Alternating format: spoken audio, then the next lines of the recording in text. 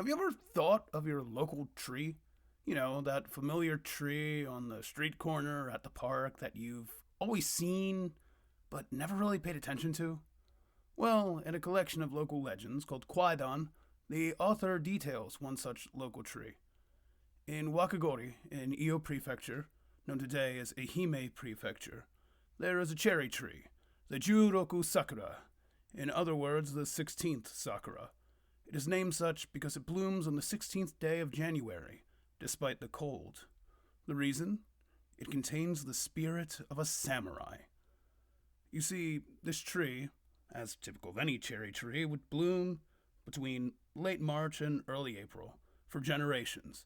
The samurai's parents and grandparents watched it grow and would adorn it with talismans, detailing its beauty, and for Tanabata and other things. The samurai himself grew beneath its branches, as did his children. In his old age, however, his family had passed on. He outlived his children and had no grandchildren, but he had the cherry tree. However, one particular year in the summer, this sakura, which had stood for over a century, would wither in the heat and die.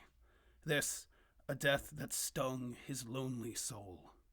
Neighbors had come to the old samurai and planted a new cherry tree, and while he thanked them and put on a brave face, his heart was still heavy.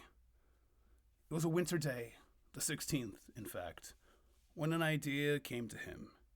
It was believed that one with a prayer to the gods could give their soul to something, dead or dying, to bring it back to life.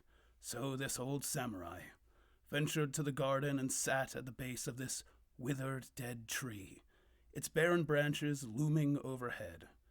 He said his prayer and steeled his resolve.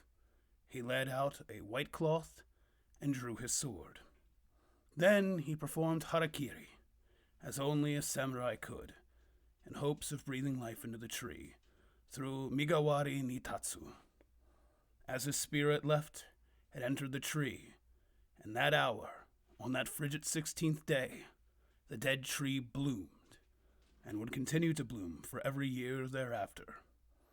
Or so the story goes. Itsumomite kurete arigato. As always, thanks for watching.